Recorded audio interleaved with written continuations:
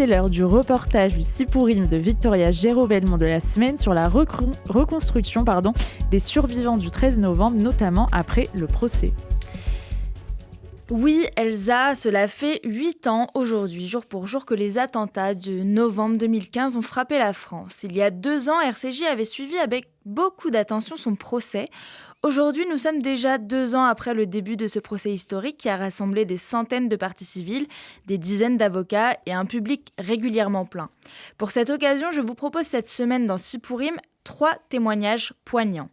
Georges, Olivier et Geoffrey étaient présents à ce procès. Tous les 3 ont témoigné, ont raconté leur histoire, leurs combats, leurs attentes. Mais que s'est-il passé depuis la fin de ce procès qui s'est terminé en juin 2022 ? Comment vont-ils ? Quel rôle le procès a-t-il joué pour eux ? Georges Saline a 66 ans, il a 3 enfants, 2 filles et Lola. Lola faisait partie des victimes décédées du Bataclan à 28 ans. Quand il découvre les attentats de Paris dans la soirée, Georges tente en vain de trouver des nouvelles de sa fille. Il devra attendre 18 heures de recherche pour que Georges ait la confirmation du décès de sa fille Lola en fin d'après-midi.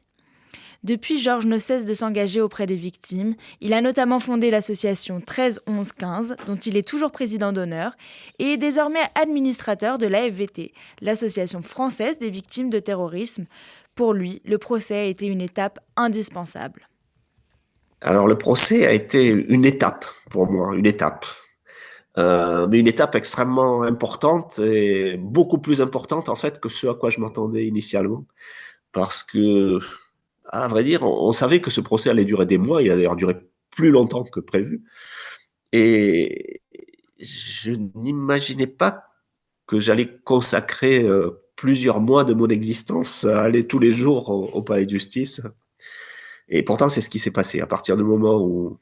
Alors, j'ai évité les tout premiers jours parce que, bon, je voulais fuir la presse, à vrai dire. Mais ensuite, dès la deuxième semaine, je suis allé au palais de justice et ensuite, j'ai plus pu me passer d'y revenir tous les jours. J'ai assisté quasiment toutes les sessions de l'audience jusqu'à fin juin, jusqu'au verdict. Mais bien sûr, ce qui a été particulièrement impressionnant, c'est le témoignage des victimes. Et peut-être pour moi, même si je connaissais aussi beaucoup de survivants, ça a été d'entendre l'ensemble des témoignages de survivants qui a été le plus impressionnant parce que ça permet de reconstituer très précisément tout ce qui s'est passé cette nuit-là. Entendre les accusés a été aussi très, très, très important au fil des 10 mois de procès, apprendre à les connaître un par un, à les sortir de l'anonymat, de la masse de les accusés, donc les coupables. Enfin, voilà, c'est quand même nettement plus compliqué que ça. Il y avait 14 personnes très, très différentes les unes des autres, avec des niveaux de responsabilité très, très différents. Donc, on apprend à force. On sait quelle a été leur vie. Certains ont été assez diserts sur les raisons de leur engagement, par exemple. Donc, et puis on les a vus évoluer aussi, chanceler.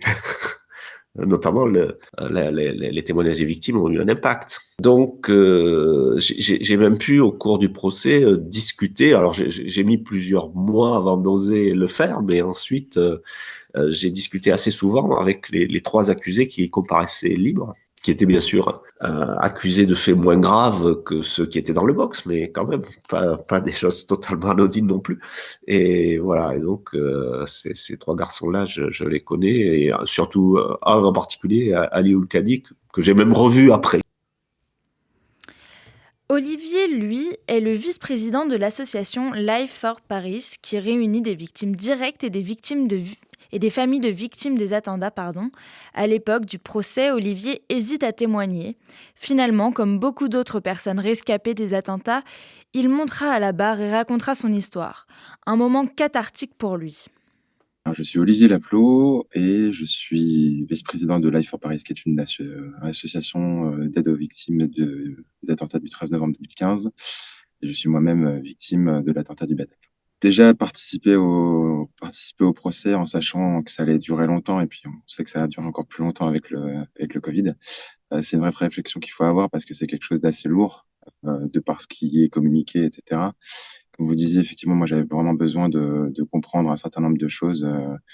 Juste pour la petite histoire, avec mon épouse, on a été retenus dans une loge, pas celles qui ont été attaquées par la suite, mais pendant plus de 2 heures. Et donc, finalement, on était un peu coupé de l'action, si je puis dire. Donc, il a fallu remettre un peu les pièces du puzzle ensemble pour comprendre un peu ce qui s'était passé pendant la soirée. Et voilà. Et donc, moi, je me sentais au départ pas spécialement légitime à témoigner dans le sens où j'avais pas vu grand-chose de ce qui s'était passé.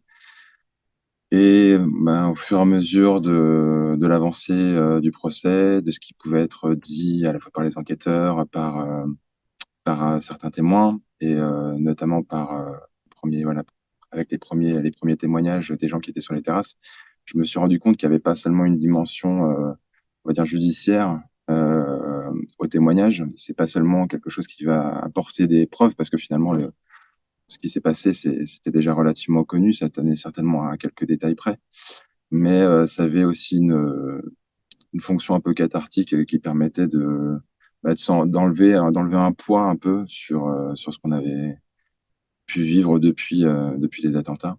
Et c'est un peu ce que ça a été finalement. Ça m'a permis d'extérioriser pas mal de choses, peut-être de dire aussi des choses que j'avais jamais dit à qui que ce soit. Et je trouvais que c'était le lieu et le moment pour le faire. Et ça permet aussi après tout ce qu'on a pu engranger comme information, après avoir écouté quelques premières fois les accusés dans le box, ça permet aussi de leur envoyer un message d'une certaine façon. C'était compliqué d'entendre certains témoignages au départ, les entendre pour certains se défausser un peu ou utiliser le procès comme une tribune, comme on a pu l'entendre, notamment pour Salah Abdeslam, évidemment. Donc voilà, ça permettait aussi d'utiliser nous aussi, hein, cette tribune pour dire ce qu'on avait à dire aux accusés. Je pense que le fait que le procès soit passé, ça permet évidemment pas à tout le monde de tourner une page. On a encore aujourd'hui des gens qui vont mal, hein. Aussi parce que au-delà du procès, il y a encore tout un tas de procédures, notamment avec le fonds de garantie, qui sont lourdes. Ça se passe pas toujours très bien, donc c'est compliqué de voir encore des experts, etc. Mais globalement, oui, je pense qu'on voit qu'il y a un avant et un après, et que ça a permis à beaucoup de gens voilà, encore une fois, de tourner une page, puis d'écrire un peu l'épilogue de leur vie après le 13. Je pense que ça a décoincé pas mal de choses. Et puis voilà, la communauté continue à exister, mais on sent aussi que du coup, elle est un peu moins active, qu'elle se tourne un petit peu vers des choses plus futiles, se donner rendez-vous régulièrement pour boire un coup, se retrouver à des concerts, comme on le faisait déjà depuis presque 8 ans, hein, mais du coup, ça se concentre un peu plus sur ce genre de choses et un petit peu moins sur les sujets un peu graves. Il y a encore un certain nombre de personnes qui ont besoin d'être aidées, et ça va certainement encore durer longtemps, et on sera là pour ça, mais on sent effectivement qu'il y a un avant et un après. Finalement, parler, témoigner au procès des attentats de novembre 2015 a joué un rôle majeur dans le quotidien de nos invités. Par exemple, depuis le procès, Georges s'est engagé dans un processus de justice restaurative. La justice restaurative, pour rappel, est un processus de dialogue proposé aux victimes d'un crime ou délit et des auteurs de ces mêmes faits. C'est dans ce cadre-là que Georges est allé à la rencontre d'anciens membres de l'État islamique, aujourd'hui en prison. Il nous raconte son expérience. Mais en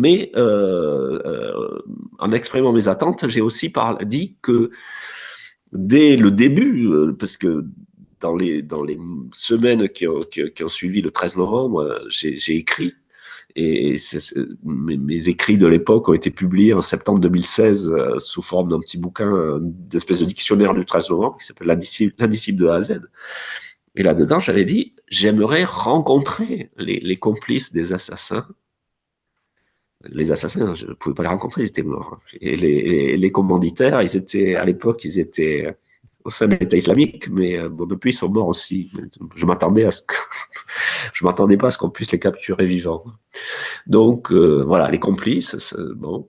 et leur parler les yeux dans les yeux, face à face, sans le président, la cour, les avocats, les procureurs, les journalistes, le public, face à face. J'avais ce désir assez tôt, quoi. Et depuis, ben, j'avais appris, donc je l'ai dit le jour de la déposition, qu'il y a un dispositif d'un article du Code pénal, l'article 10, alinéa 1, qui dit que les victimes d'un crime ou d'un délit d'ailleurs et les auteurs peuvent bénéficier d'une mesure de justice restaurative.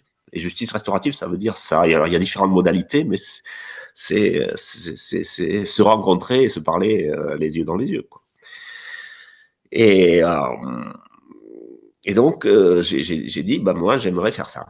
Et c'est pas tombé dans. Je m'attendais à ce que, bon, ça tombe un peu dans l'oubli. Mais en fait, pas du tout. Avant la fin du procès, j'ai été contacté par quelqu'un de l'association d'aide aux victimes de la Seine-et-Marne qui m'a demandé si j'accepterais de rencontrer un membre de l'État islamique. Alors, c'était pas directement un des membres de la cellule terroriste, mais c'était certainement, en tout cas en tant que membre de l'État islamique, il porte une part de complicité dans tous les attentats. D'ailleurs, c'est ce qu'il dit lui-même. Et ce garçon, qui est condamné à 13 ans de prison pour avoir rejoint l'État islamique, souhaitait rencontrer une victime de l'État islamique. Et donc, bah, ça s'est fait. On s'est rencontrés 2 fois au début de cette année. Et ça a été une rencontre très, très importante. Et depuis, on continue à s'écrire très régulièrement. Je ne suis pas naïf au point de croire qu'il y a de la lumière qui tombe du ciel et tout à coup, ces gens-là se réalisent qu'en fait, le terrorisme, c'est mal. Non, c'est plus compliqué que ça. Mais je suis sûr que le souvenir de notre rencontre va les accompagner. Et comme ils ont beaucoup de temps devant eux pour réfléchir, bon, ça ne peut que être bénéfique. En tout cas, moi, ça m'a fait du bien. C'est des conversations avec chacun d'eux de plus de 3 heures. Donc on comprend des choses, on se dit, et puis ça m'a permis de dire ce que j'avais à dire, d'entendre quand même de leur part, alors les deux à des niveaux différents, mais des formes de regret, de remords ou de prise de conscience du mal qui a été fait, certainement, ça c'est sûr. Et puis tout simplement, il y a un phénomène de démystification, parce que ces personnages qui n'existent qu'à travers le prisme médiatique, ou bon, au procès, mais au procès derrière une vitre, quand même, c'est un peu particulier. Puis sans représentation au procès. Tandis que là, ils sont pas. Là, on se parle, on est assis à la même table, on boit le café ensemble et on discute, quoi. Il y a vraiment ce phénomène de démystification. Et donc, du coup, alors moi, c'est pas qu'il me faisait peur, mais là, on se rend compte que ce sont des êtres humains qui se sont lourdement fourvoyés, mais voilà. Enfin, je vous propose d'écouter Geoffrey. Geoffrey était lui aussi au Bataclan le 13 novembre. Depuis les attentats, ce musicien avait laissé de côté sa guitare. Jusqu'en 2019, lorsqu'il découvre l'existence de ces fausses victimes, ces personnes qui s'étaient fait passer pour des victimes des attentats pour toucher des indemnisations. Depuis, Geoffrey a repris la musique et sort très bientôt, le 24 novembre, un album qui revient sur ces attentats et sur cette période traumatisante. Et je m'appelle Geoffrey, j'ai été victime du Bataclan, je ne le suis plus, suite à un long travail thérapeutique qui a vu passer le procès, beaucoup de psy, et aussi un album de musique qui m'a aidé à me canaliser. L'art a cette fonction-là aussi, et à exprimer des choses que j'avais à dire. Au Bataclan, j'y étais avec un ami qui était mon guitariste, et après le Bataclan, on s'est séparés. Le groupe s'est séparé un petit peu, alors pas à cause du Bataclan, mais bon, ça a joué aussi. Et j'ai pas fait de musique pendant quelques années. Et c'est revenu un jour, suite aux nouvelles en 2019, il y a eu on a appris qu'il y avait des fausses victimes, des gens qui se faisaient passer pour victimes pour toucher de l'argent. Et cette nouvelle-là, je l'ai appris à la radio. Ça a été une déflagration pour moi parce que du coup, j'ai pu revivre tout ce que je m'étais pas permis de vivre. J'avais 24 ans au moment du Bataclan et j'ai foncé dans ma vie comme si c'était rien passé. C'est-à-dire que moi, j'étais un fêtard, l'alcool, pas mal de drogue aussi et j'ai continué comme ça pendant 4-5 ans et puis finalement, ça m'a rattrapé. J'ai dû travailler sur moi et c'est arrivé en même temps que la musique est revenue dans ma vie, parce que j'ai voulu à un moment donné, exprimer tout ça par des mots et le premier truc qui m'est venu en tête, c'est bizarre, c'est le rap. Alors que je suis pas du tout, familier à cette musique, mais comme c'est une musique qui permet de mettre plein de mots sur des choses, ce que ne permet pas une chanson pop, par exemple, eh bien, ça m'a permis de vider mon sac dans un premier temps. Sauf que je suis pas rappeur et que c'était très mauvais. Donc après, je suis remis à la guitare et j'ai fait mon album de musique. Je l'ai commencé avant le procès et je l'ai fait tout au long du procès. Je me suis laissé le temps du procès pour écrire, voilà. Le gros truc qui m'a débloqué finalement, c'est l'écriture de mon témoignage, de savoir que j'allais m'adresser en fait, aux accusés, mais aussi à travers eux, un peu plus grand que ça, c'est-à-dire au pays, peut-être même, pourquoi pas à la postérité, il faut le voir comme ça aussi.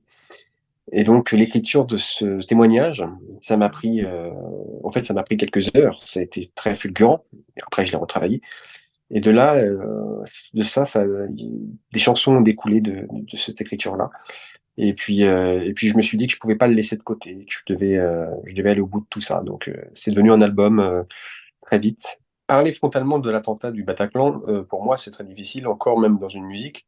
Il y a des musiques où je m'amuse à faire en fait un flash radio, en fait un flash info, je sais pas comment on appelle ça, où il y a plusieurs journalistes qui annoncent des attentats à la chaîne. C'est que des attentats islamistes du XXIe siècle. Et en fait, il y a le Bataclan dedans. Je pousse un cri derrière. C'est tout ce que j'arrive à dire sur cet attentat. Par contre, tout est lié, hein, Samuel Paty aussi. Donc Samuel Paty, j'ai fait un hommage que j'ai eu du mal à mettre en mots. J'ai eu une bonne quinzaine de versions du texte. J'ai gardé une version finalement que j'ai écrit en pensant à mon professeur d'histoire. Je crois que c'est comme ça qu'il fallait que je le fasse pour que ça soit plus personnel aussi. Et puis une chanson qui parle de la liberté d'expression. Voilà, c'est ces mots-là qui me sont venus, par exemple, la liberté de vivre et la liberté de mourir aussi. C'est-à-dire qu'en fait, dans la religion, il y a quand même l'idée que même la mort, enfin, la religion ne vous laisse pas tranquille non plus dans la mort. C'est-à-dire que si on meurt sans s'être fait pardonner de nos péchés, c'est très mal, quoi. Donc, j'ai une chanson où on dit qu'on préfère mourir libre, et une autre, évidemment, on préfère vivre libre, parce qu'évidemment, on préfère vivre que mourir. Et la liberté d'expression, oui, c'est important parce que c'est le point de départ. Moi, je sais que je ne sais rien, hein. Des chansons, c'est rien du tout. C'est pas une arme blanche, c'est pas une arme nucléaire non plus. C'est juste des chansons. Mais quand on prend que un dessin a beaucoup emmerdé ceux que j'ai envie que ça emmerde finalement, et ben des chansons, c'est pire. Parce que le dessin, ça se colle sur un mur. La chanson, ça peut traverser le mur effectivement si c'est un peu fort. Donc c'est quand même pratique. Moi, je trouve ça pratique. Donc j'ai pas choisi la musique j'en faisais déjà, mais j'ai trouvé un sens aux chansons que j'allais écrire avec cet attentat finalement et puis bon la liberté d'expression et tout ça c'est vraiment lié c'est ce en quoi il ne faut pas renoncer. Voilà, alors Geoffrey, dès qu'il le pourra, se produira sur scène et puis dès le 24 novembre, vous pourrez retrouver cet album sur toutes les plateformes d'écoute et vous pouvez aussi vous rendre sur sa page Instagram ou sur son Twitter, Republic of the Void, pour retrouver son témoignage, celui qu'il avait lu au procès des attentats de novembre 2015. Merci beaucoup, Victoria.